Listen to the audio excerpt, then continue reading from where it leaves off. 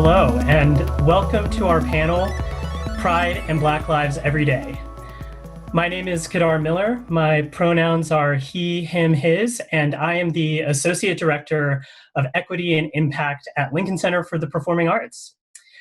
Just describing myself in the space I'm in, I have light brown skin, short black curly hair. I'm wearing a collared shirt with white and blue stripes, and I'm sitting in a white chair with two white doors and a tower of plastic bins on metal shelves behind me. I'm coming to you from Philadelphia, Pennsylvania, which we acknowledge as ancestral lands of the Lenape people. And I am especially heartened in these times to be supporting the work of diversity, equity, inclusion, and justice in community with the colleagues of mine you're going to hear from today. So much of my work involves dismantling structures that promote inequity and really devising how they can be replaced with inclusive best practices.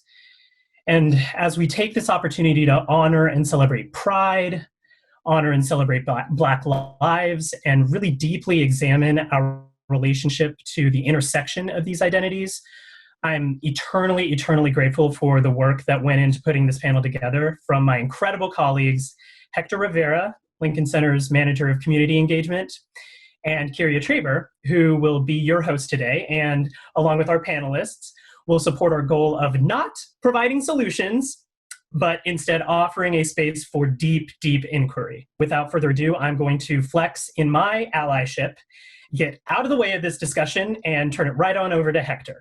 Hi friends, good afternoon. Thank you so much, Kedar, for that introduction, for setting us up today, and for the work you've done to have this conversation, for committing to the importance of this conversation. My name is Hector. As Kedar mentioned, I'm the Manager of Community Engagement at Lincoln Center. I identify as queer, Puerto Rican by way of the Bronx. I come to you from Mount Vernon, New York right now, which is Lenape and Wappinger land. My background is of Lincoln Center for the Performing Arts in the Upper West Side, and the lights that they have put up in honor of Pride this month. And I am super excited to introduce to you all our panelists and moderator today. And so we have some pretty amazing people with us. And so I'm just going to get started and reading as much of their bios as possible. I'm going to start by introducing our first panelist, Ianne Fields Stewart, who is a Black, queer, non-binary, trans-feminine, New York-based storyteller, working at the intersection of performance and activism. As a performer, Ianne has worked consistently in productions at New York City venues, such as Joe's Pub, Dixon Place, La Mama, and many more. Recent television appearances include Pose, The Bold Type, and the upcoming Netflix series Dash and Lily. Ianne can also be seen on BuzzFeed LGBT, GLAAD, Inside Edition, the You Had Me at Black podcast, the hashtag Safe Word Society podcast, Podcast of Color, This Is It Transphobic podcast, and serves as a co-host of the Topics Include podcast. Welcome, Ianne, founder and co-facilitator of the Okra project. Our next panelist is Charles Rice-González. Born in Puerto Rico and reared in the Bronx, is a writer, LGBTQ activist, co-founder of BAAD, the Bronx Academy of Arts and Dance, and assistant professor at Hostos Community College. His novel, Chulito, received recognition from the American Library Association and the National Book Critics Circle. He co-edited From Macho to Mariposa, New Gay Latino Fiction, and his play, I Just Love Andy Gibb, was published in Latino Queer Performance, a critical anthology. Welcome, Charles. Our next panelist is Raffy A. Rios. Raffy is a Black Puerto Rican and non-binary, born and raised in the Bronx, in New York City. Raffy has served as LGBTQIA plus communities for over a decade, starting off as a youth volunteer and working their way up to staff.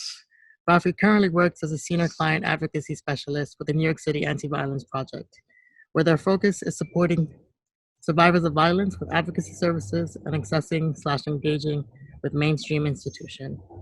Welcome, Raffy. Um, and of course, our moderator, Kirya Traber. Kirya is a nationally awarded writer and performer.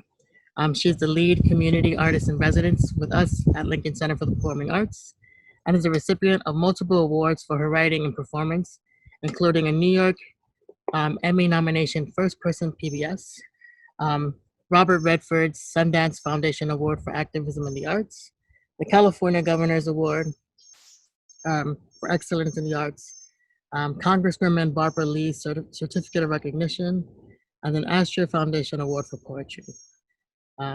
Welcome, Kirya, our moderator for this panel.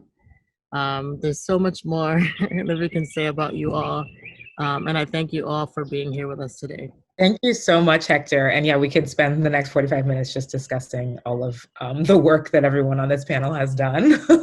But we won't do that because we want to be a little bit future focused. I just want to ground the conversation a little bit, why Hector and I were excited to have this conversation. It is Pride Month, you may have heard, and it is also another moment of national and international reckoning with the Black Lives Matter movement.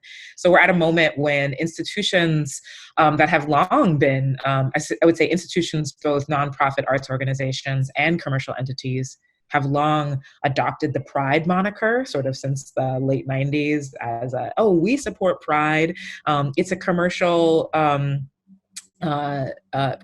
sexy title to use for institutions that want to bring in a certain crowd. And now, for the first time in its relatively recent history, we see the same institutions, everything from large commercial entities to small sort of local grassroots, local presenting organizations are adopting the Black Lives Matter language. And meanwhile, we understand, if we know our history, that the original Pride was a rebellion, not a party. And many of the same issues that faced trans, Black, and Latinx folks and queer folks of color in that era are the same root causes that are leading to this current moment of national and international rebellion. We are still, and were then, facing over-policing and systemic poverty and systemic disenfranchisement from systems and institutions. So many of these institutions that are trying to take on these brands, take on these calls as brands, are at the very least complicit in and sometimes responsible for these same factors. I do want to acknowledge that just last week, the Supreme Court ruled that the language of the Civil Rights Act of 1964 would finally protect trans and queer folks against workplace discrimination. It's a clear win, and we can also acknowledge that that Civil Rights Act has not protected Black and brown people from workplace discrimination in its 60-year history. So there's a lot of work to do. I wanted to bring together this unique group of people, folks who identify both as artists and as people who have founded and are a part of leadership in organizations, organizations that are arts presenters and service organizations, sometimes both. I wanted to bring us together to ask ourselves and to pose some questions. What does it mean to have pride and care about Black lives every day? What can institutions do, if anything, to actually transform in this moment and actually support trans, Black, and Latinx and Indigenous folks, queer and trans folks. So having said all that, this is the moment we're in. I'd like to first turn it to Raffy, who is representing the Anti-Violence Project, which, if we do hear about marginalized folks experiencing violence, we often think about service organizations such as the Anti-Violence Project stepping in to sort of disrupt that. And we often think about interpersonal violence.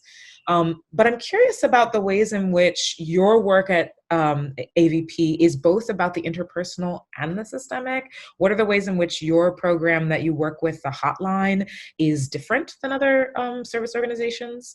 I'm gonna let you take it from here. Great, thank you. So, hi again, my name is Raffy. I use they, them pronouns, and I'm Senior Client Advocacy Specialist with the New York City Anti-Violence Project. Image description, I have my hair locked in a updo. I kind of look like the teacher from Pose, We Stand. I have a purple shirt on, and I have a virtual background of the 40th anniversary logo for my organization. After this, I am going to Google the ancestral land that is going to be reclaimed from this part of the Bronx that I live in, because as far as I know, I can only claim the fact that my biological father was the superintendent here for 50 years and is still trying to get evicted from this building. So that's the systemic part that we're going to talk about later. Thank you so much for the questions. So there's a lot to unpack there, right? But I think that it's important to first and foremost start with me and my truth. Being Black, being Puerto Rican, born and raised in the Bronx, non-binary, queer, right? Like, I am a multifaceted person, and I've had to navigate different forms of violence that I've survived systemically, interpersonally, internally, right? To be the person that I am today. And a lot of those roads led towards what became me applying for the position at the Anti-Violence Project, right? I think that what called me to AVP in the first place was that I knew people that were working there or volunteering with them at the time who were a reflection of the community that I was looking for, folks who were very vocal and transparent around what it means to be a survivor of violence, as well as folks who are a part of the trans community, who are people of color, who are Spanish speaking, etc. Which is odd because initially I had, I guess, grown up, right, quote unquote, in this community with having heard stories about AVP's history in Chelsea, right, and like in Manhattan, and how they served cis white gay communities in response to hate violence, right? But through reaching out to AVP's hotline, right, and reading their annual reports, I was able to learn that AVP has really gone above and beyond in the way that they were serving our community in a more intentional and impactful way. And I wanted to be a part of that. So eventually I applied for the position to be an advocate. I was accepted into the position, and I've been working there for going on 5 years in September. During that time, AVP has sent me to several different trainings, webinars. They've given me weekly supervision as well as group supervision, so that I am being equipped with the tools needed to not only reclaim a lot of the language that's often centered around academia and like circles that specifically cater to domestic violence survivors, specifically cis white women. But they also gave me the platform to be able to find myself within those narratives, right? And figure out how can I be the mouthpiece for my community in a way that the community feels like that energy is being reciprocated. All of that to say that I feel that AVP is different from other organizations in the way that they're uplifting the narratives and experiences of survivors of violence who look like me, who sound like me, who've been through a lot of the things that I've been through, right? We hire folks from our community, not for the sake of emotional labor, but for the sake of collective and community accountability. And we make sure that we reciprocate that in our language from the moment you log into our website, avp.org, to the moment that you call our 24-hour bilingual hotline, right? The moment that you check out our intakes or you're sitting down in our waiting room, right? We make sure that we are as intentional as possible. And while we are not perfect, because no org is, and there is no ethical form of consumption under capitalism, right? Doesn't change the fact that we are going to do what we're going to do to make sure that we're constantly listening to our community and engaging in the feedback that they're sharing with us. Best way to do that for us has been hiring from our community and making sure that we're listening to one another as coworkers and as a team. Thank you so much, Raffy. That was, you left a lot of nuggets there. I want to lift up, you use one of my favorite words, reciprocal. Which, you know, we don't talk enough, I think, about reciprocity, and not just between individuals, but between institutions and communities that they serve. acknowledging that institutions are getting something from folks on the everyday who are engaging with them, whether they be members or taking advantage of their services. There's also an exchange of learning. To that, I actually think that's a perfect segue to ask you, Charles.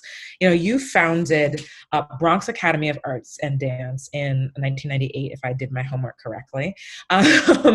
And that is, and has always been, a Black and Brown led arts presenting organization that is very much in its values of community in its work as an arts organization. I would wonder if you could talk a little bit about what led you to found it, and also it's been over 20 years. What lessons are you learning about an organization that is trying to be both community and arts presenter from a bias for us perspective? Thank you so much for that question, and thanks for being here, and thanks to Lincoln Center for this opportunity. I am Charles Rice-González. I am bald. I had my glasses on. I think I took my glasses off. I'm wearing a collared shirt that is reddish and maroon, depending on your color on your computer. I'm in front of a white wall that has two art pieces up, and they're colorful, and one features a mermaid that is representative of a Yamaya, and another one is a brown man with many arms, a multi-armed man, sitting in a field of green and a blue sky. So that's my environment.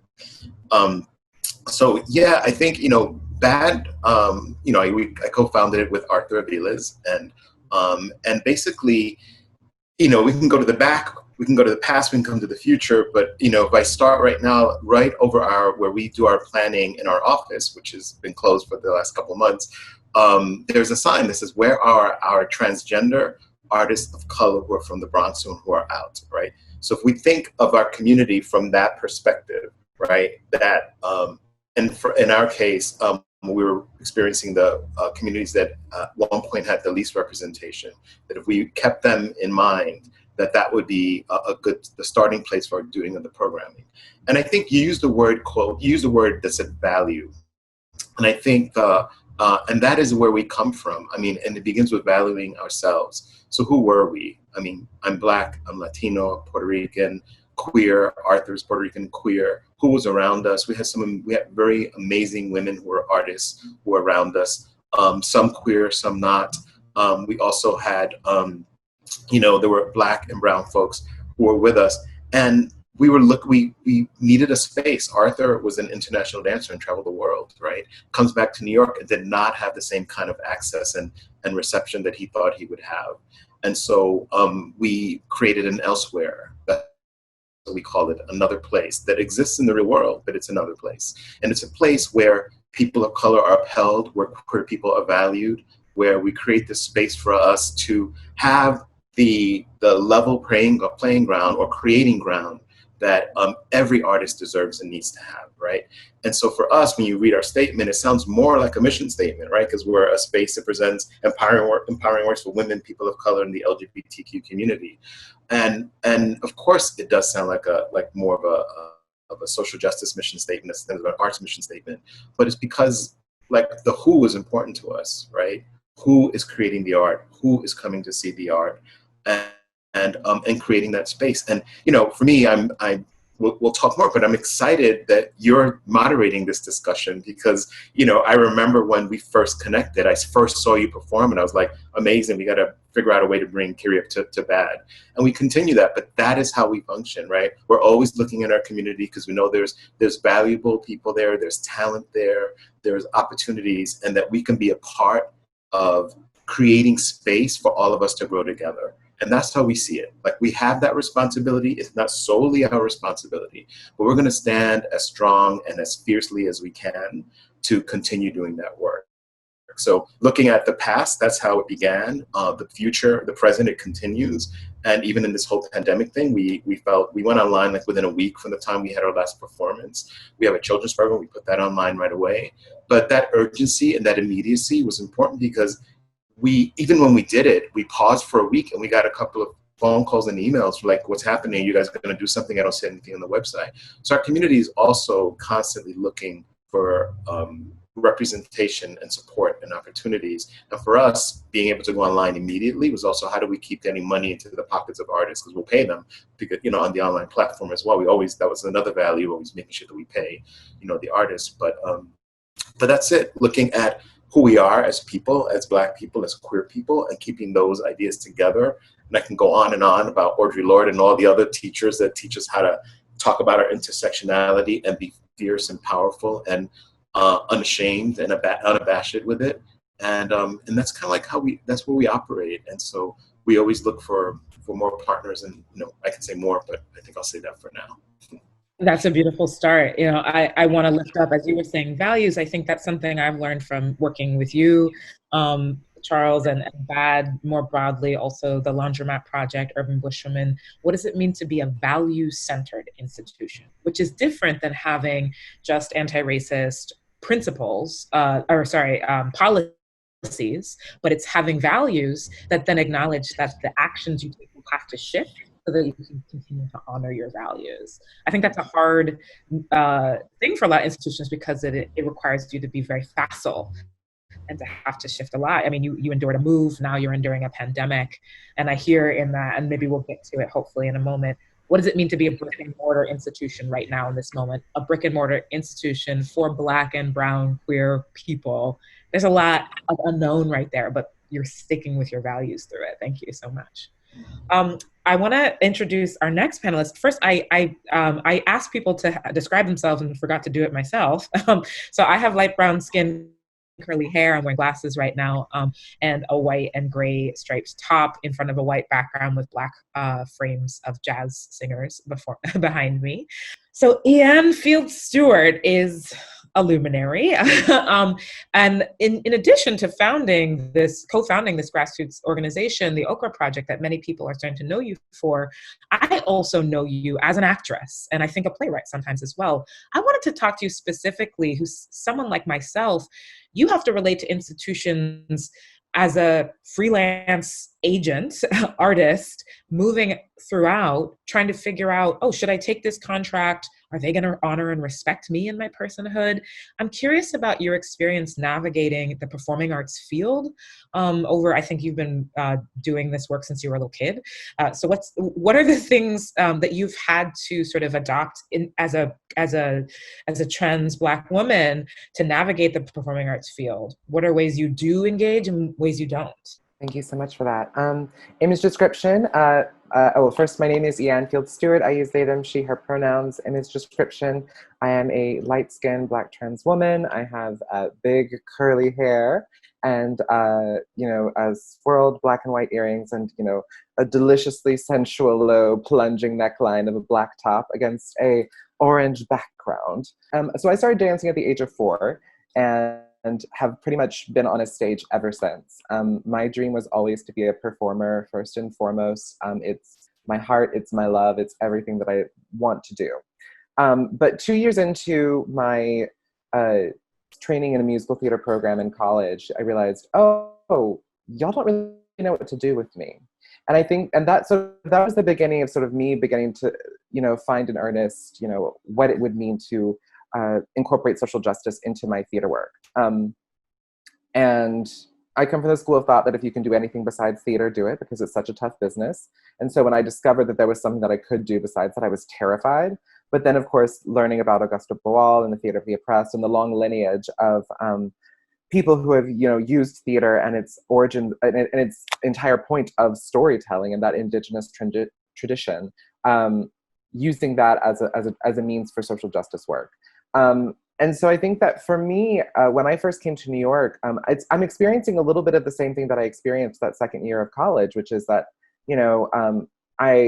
I've had a very, I've been lucky to continue to work, but I am finding that in the theater specifically, like my acting career, it seems to kind of always be just reaching a certain point. And it's not because of my talent, but because, but probably for the reasons of transphobia, because the roles don't exist, or really because, so much of what has happened kind of as far as the theater, like the off-Broadway theater community specifically, getting to know me has been through the fact that I just have a big mouth and I keep talking. And eventually people were like, I want to use, you say nice things, you should say them over here and we should pay you to do that. Well, they didn't say that, but I did.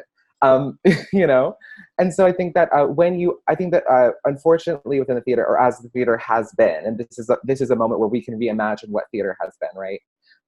Often we have a really hard time allowing artists, particularly performers, to be multifaceted human beings. I don't think that we really encourage many actors and performers to have brains. I think that because of, you know, the way that theater and capitalism have just over the years blended more and more together, we have found that we're treating actors in many ways just as like, you know, insert the script, the words come out. Insert the script, the words come out, you know? And I think that I am very invested in reclaiming the power of actors and performers. And so, you know, I think that there's some people who are like, oh, like, well, you know, it's like, I'll go and like, you know, do something else besides performing for, you know, a month after 6 months of actively being in shows back to back to back. And then people will be like, oh, well, are you still acting? And I'm like, I just did one thing. I do something else, you know? And I think that we really, as actors, have a right to sort of to reclaim our power and say, I can actually have an opinion about this, because the reality is that when shit goes down, I'm gonna be the one that you point at because I was in the room, right? And so recognizing that as a Black trans woman, I'm never allowed to just like walk into space and exist as myself. Like I'm very rarely just brought into the room just to be an actress. I'm gonna recognize that if you're gonna continue to utilize me for all of my many, many talents, and you're gonna put me at the front of, you know, posters or the front of, you know, grant applications and things like that, I'm gonna have a stake in what happens here, because you're not gonna use my presence without also hearing my presence and being affected by my presence. And I think that for me, in everything that I do, I am always invested in understanding that, like, you know, it's never just me that's in the room. I'm always opening all the doors, knocking down the walls, and making space and platforms for other girls like me who are darker than me, hopefully, who are more like who don't possess all of the privileges that I already possess, you know, and making sure that we are all coming together, that we're all coming into the room together. And so I always see, I guess that kind of is, I don't know if that fully answered your question, but to sort of paint the picture of kind of how my journey into activism happened, I think it's because I just realized after a while that there was no point in me being in the room if I wasn't going to bring all of my siblings with me, you know? And so that's been my commitment as a performer, as an actress, and as an activist. And yeah, that's me. Fabulous. I actually want to connect the full circle because when Raffy started talking, they talked about the institutions that bring in people of color to do emotional labor unpaid, and how they're, you know, grateful to be at an institution that there's actually some legitimate processes to help those same queer and trans people of color actually make decisions, actually shape the programming. And that's what you're calling for as an actor. I mean, I think there's a lot of ways in which, you know, we, in popular culture, I mean, not those of us who are on the inside, but in popular culture, we think of the arts field as the progressive place where all the people who like think the right things about justice work and live. But the reality is it can be a very exploitative industry. And so some of the lessons that we've had to learn in our direct service organizations as queer people of color, and we're still fighting for them sometimes in our service organizations, right? But some of those lessons are the same lessons I think I hear you saying we need to learn in our performing arts industry. If you're gonna bring queer and trans people, Black folks into the room, acknowledge that you're gonna use their emotional labor to process things that you haven't spent the time, you haven't done your Audre Lorde homework, and then pay us for that and let us have our voice. Let us have a leadership stake. Let us have agency in the process. Also add, I think that we also, as, you know, theatrical institutions, need to understand that there, like, you know, I know that, you know, Charles, you distinguish the difference, right, between like, you know, oh, well, it sounds more like a social justice mission statement as opposed to an art statement. And I'm like, I don't see why we can have a difference at this point. Like, art is reacting to the times that we are in. I think of theater as being a direct service, you know? I mean, I'm sorry, like, are we just gonna act like no one in quarantine has been utilizing the arts? You know, you don't need the arts for entertainment. You aren't using the arts to like broach conversations with your family members at the dinner table or with your friends after the show. Like, we are direct service organizations. It's just that we aren't considered that, right? And I think that, like, I feel very passionately that we need to stop downplaying the arts. The arts are necessary. This is not a luxury. We have to tell stories because that is literally the way that we formed language to tell a story. This is the most indigenous, the most ancestral, the most necessary practice that we have is telling stories. And these story and history are stories that we tell. And the way and which stories we choose not to tell is political. All of it is political. And so I believe very firmly that all of us as theatrical institutions and as members of the theatrical and like artistic community need to claim the fact that it's like, no, we're performing a direct service right now. We are essential workers, you know, regardless of how any government, you know, chooses to label us. We are part of the fabric of society and of how we are telling the story, both of where we have been, where we are now, and where we hope. Ashe, all of that. Absolutely. I think we really need to shift as we come from the era that was to the era that will be post-pandemic or during pandemic, which may go on for a while. We do need to start considering artists as essential workers. And so what does that mean for our workplaces is what I wonder. I wanted to call out something that came across my, and the social media scroll, something that really inspired me, which is artists in Boston who are calling themselves Boston Arts Cultural Workers or Artists for Black Arts. Boston Arts and Cultural Workers. They've come up with a statement called Boston Arts for Black Lives that has 15 demands of their Boston area arts institutions that include, yes, terminating all contracts with military, police, law enforcement. It also demands a cease in all development and expansion of projects that directly or indirectly contribute to gentrification, displacement, and housing insecurity. It also demands dissolve hierarchical and exclusionary governments, impose term limits on board, director, and senior staff, and so on and so forth. It's excellent. It's Boston Arts for Black Lives. So I want to seed that a little bit to you all panelists. And I'm going to say again, this is going to be my last broad question for everyone. Guests, can you please put questions in the Q&A because you're on deck. I'm going to ask your questions next. But for the panelists, hearing something like that, what are your most radical demands of the nonprofit industrial complex, of performing arts field, of your fellow artists? What are your radical demands in this moment of pride and Black lives? What's coming up for you? What do you hope for? Y'all mind if I start? Please. I feel like my soapbox just got elevated a little bit with that question, so I'm gonna claim that. I saw it in your eyes and I got so excited. I was like, come on, I see it, I see it. I was like, T, first and foremost, the first thing that comes to mind is I believe that, like, the same way that we have conversations about the matrix of oppression, like that we have these conversations around like the intersections of Blackness and queerness, right? I think it's also important to acknowledge that when institutions come into play, like nonprofit, right, and community-based organizations and stuff, a lot of it is heavily surrounded around the conversation of like, I like to call it reclaiming capitalism, but that within itself sounds like a misnomer, right? But it's like you're talking about funding, right? You're talking about donations. Where is it coming from? How is it being handled? How restrictive and unrestrictive it is? So I feel like my most radical ask is provide more unrestricted funding to the organizations that are actually doing the work so that they can actually afford to hire people from within the community, pay them what they are owed, right? And give them the space and time that they need to accumulate the results of their proposal without micromanaging them along the way. And this is me keeping it 100, right? Like, AVP thrives on our 24-hour hotline. It's national, it's free, confidential, 24 hours, bilingual, right? So, when I'm on the hotline and I'm listening to survivors from our community and we're gathering their information, we're transparent in telling our community, like, we're asking you for your demographic information because of the fact that we want to make sure that your story as a survivor isn't desensitized or like kind of like canceled out in this blur in a way that the media tends to show it. We want to uplift your voice and make sure that you are seen in all facets of what that means, right? So when I hear a Black trans woman call the hotline and tell me, I'm a survivor of intimate partner violence, I'm a survivor of sexual violence, maybe both, right?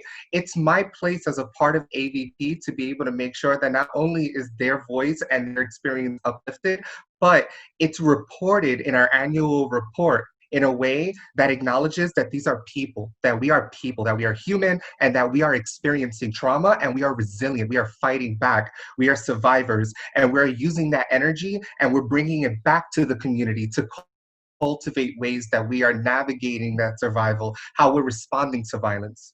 You know, I think that the most radical thing that we can do at the end of the day is encourage institutions to, like, if you're really going to uplift us, you have to free us from the chains of like capitalism and oppression and like things that just don't work anymore, right? They're absolutely outdated. You have to do better. You have to trust us. Thank you so much, Raffy. So I heard two demands in that, actually. And so the second one that you were talking about is tell whole stories, really feature our full identities. I mean, even right now, for the sake of time, I'm catching myself say Black and brown and queer and trans.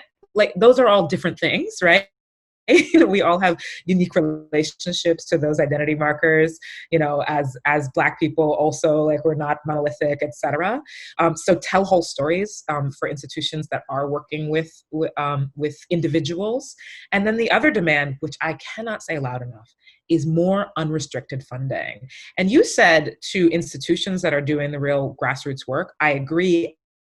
And also individuals, give artists money. Don't be afraid, oh, what are they going to do with it? We're going to make some art, and we might also pay our rent. And we might also make sure we have some food in the refrigerator. And that shouldn't be scary. And I think the reasons why that's scary need to be examined. I want to go back to the rest of the panelists, though, and then we do have a question from the audience. But just to give Charles and Ianne, what are your most radical demands? Well, I think what you just opened up is important, because I think one of the demands was completely connected to that in terms of funding.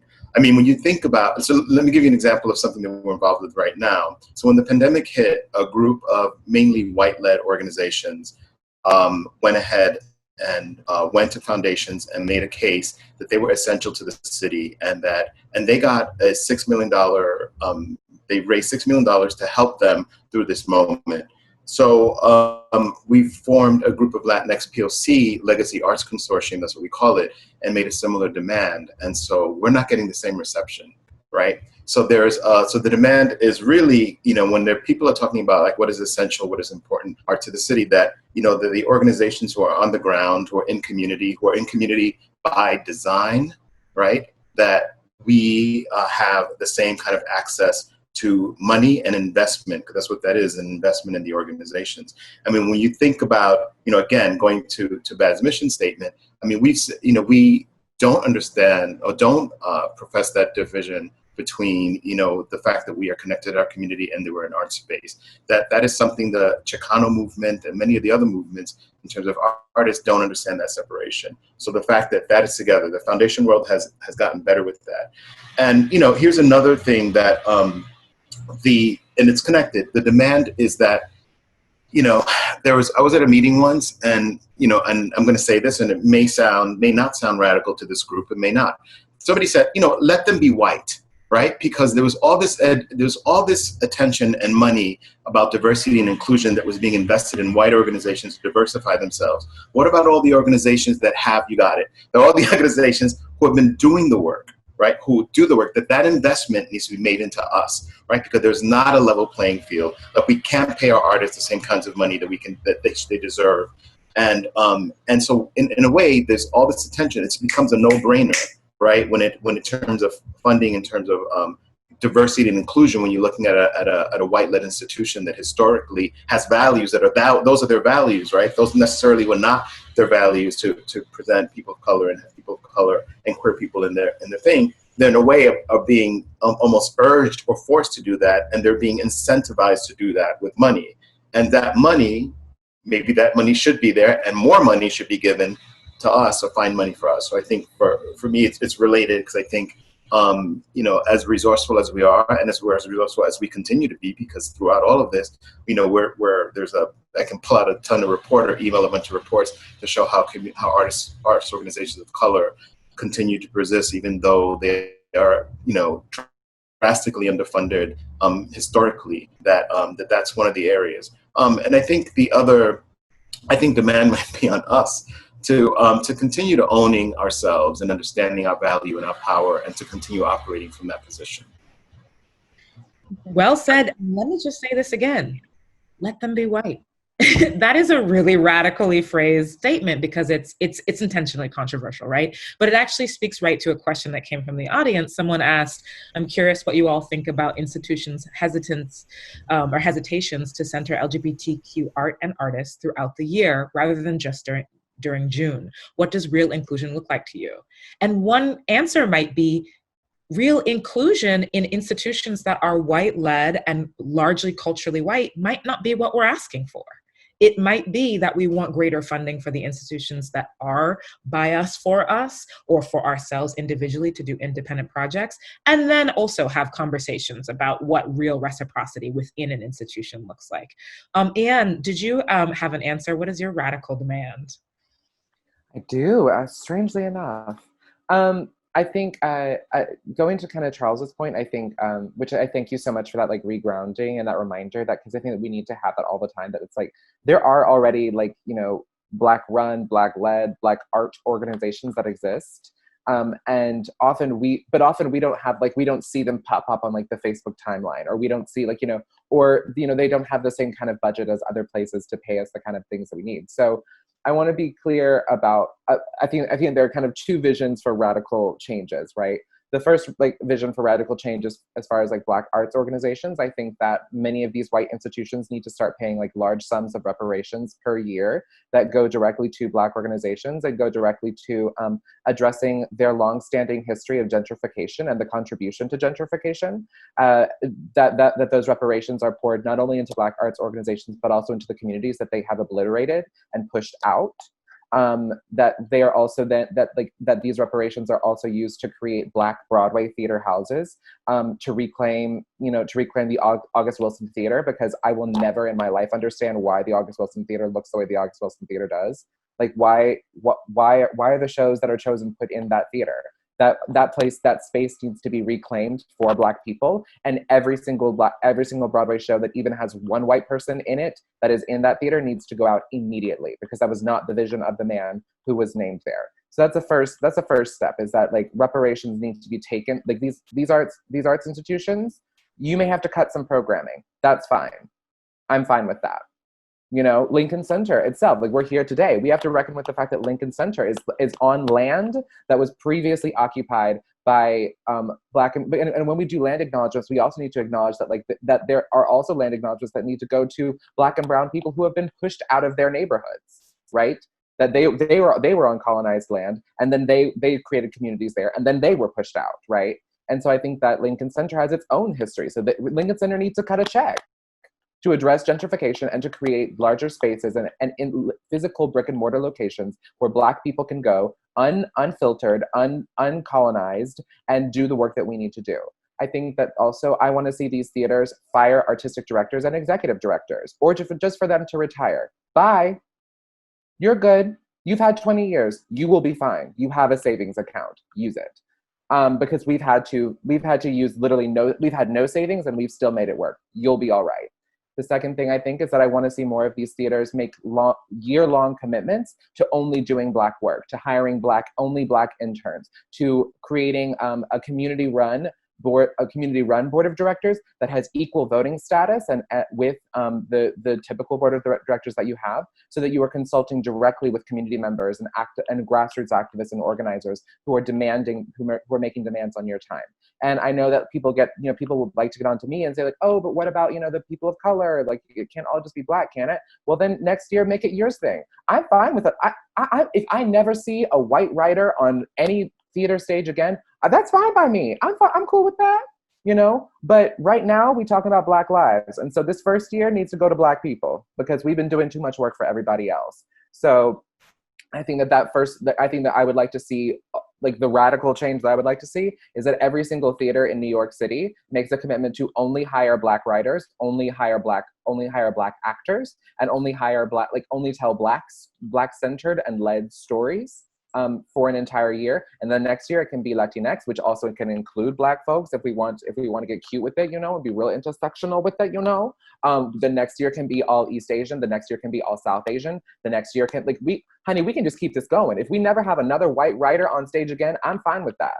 I am so all right with that. I might actually be able to I might actually start spending my coin at these theaters instead of being like, no, you're gonna get me in for free. Because if I have to sit through this mess, you gonna pay me to be here, So I think that in general, it's like, we are way past the point of conversations. There don't need to be any more conversations. People are dying. We don't have time for this. As far as the person's question around LGBTQ plus representation and inclusion, I think what that looks like is that we need to do a serious reckoning with the fact that Black trans, but you need to change the key. Musical theater, you need to change the key. You'll be fine. You will be fine. By the way, some women are baritones, some women are basses, some men are sopranos, some men are altos. You will be fine. Change the key. Get over yourself, because we're sick of it. I'm frankly so sick of it.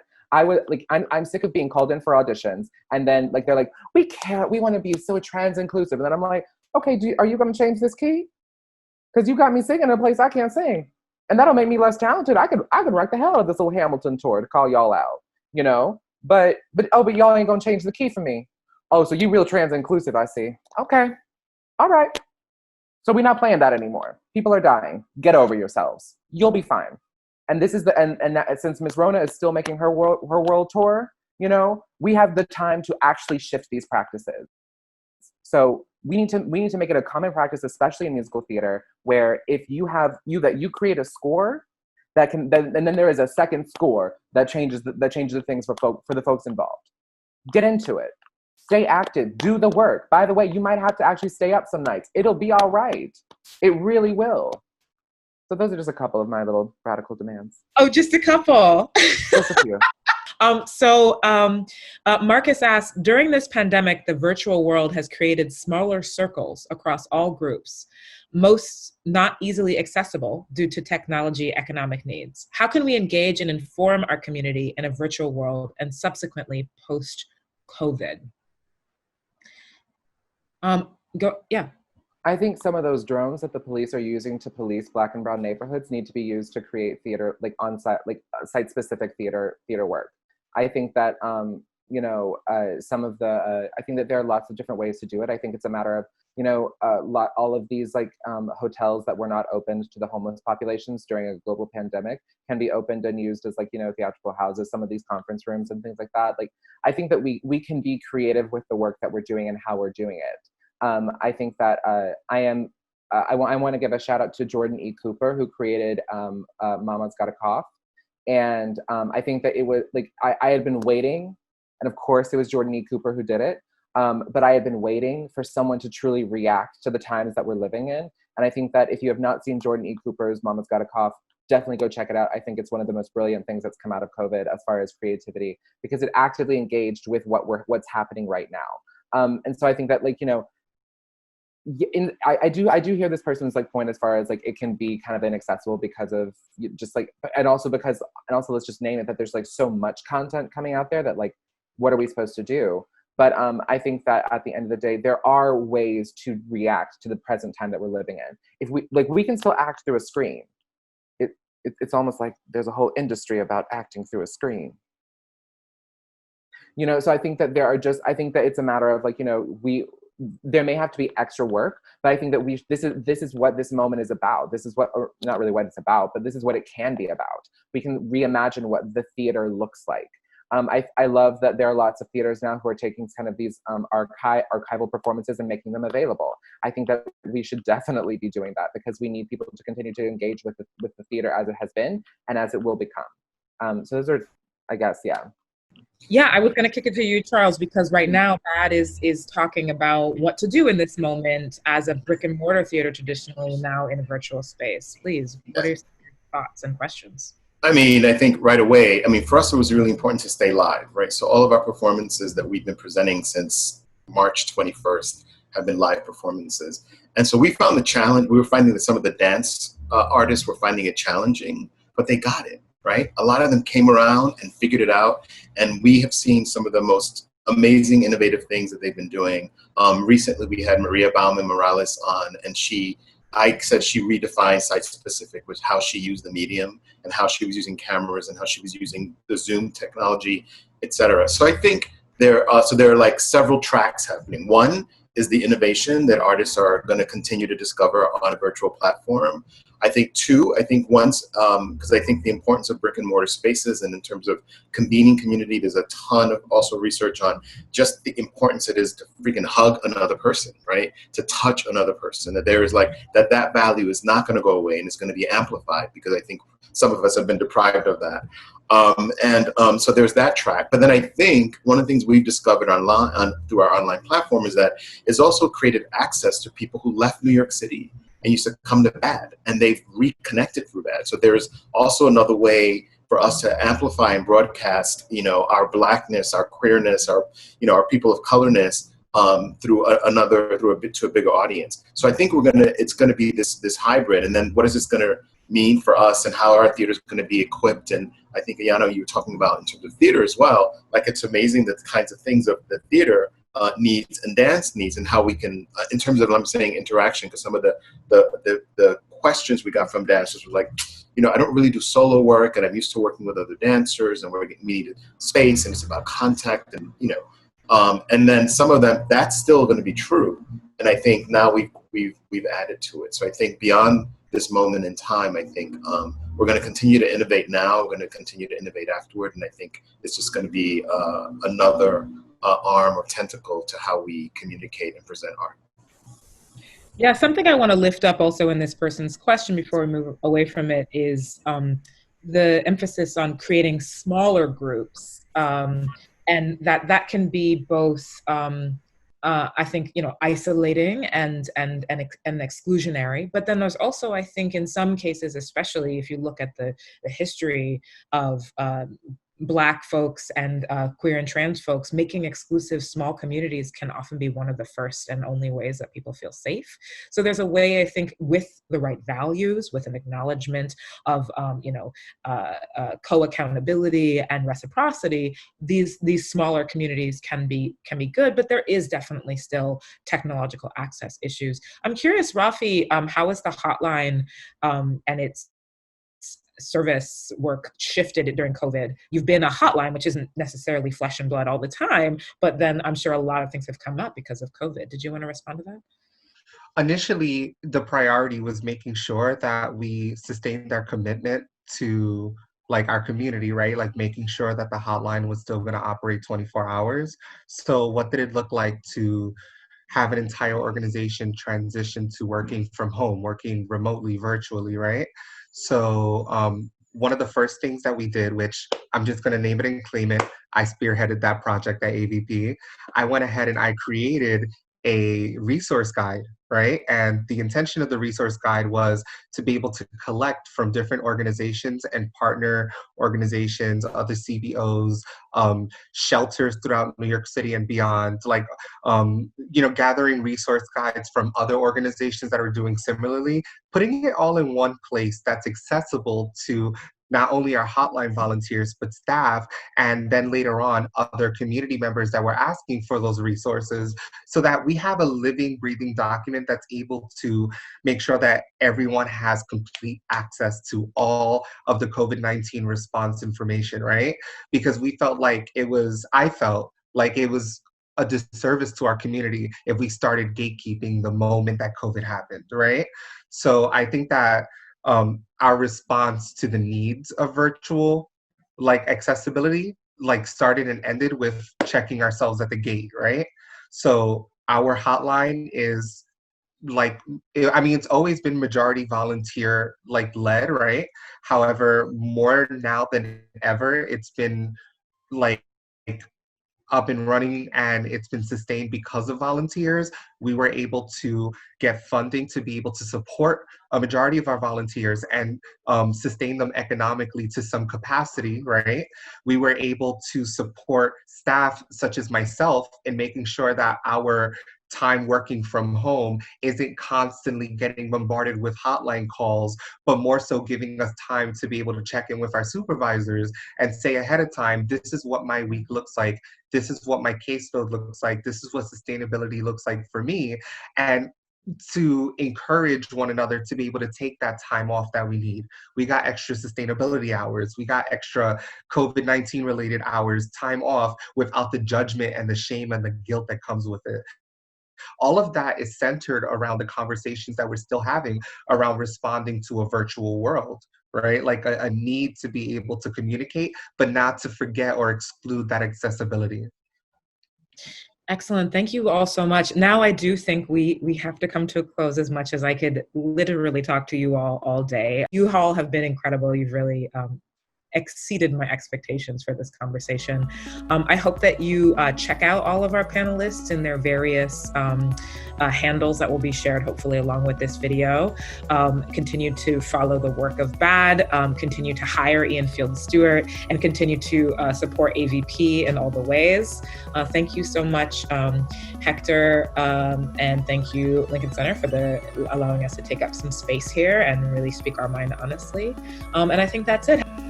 Thank you all.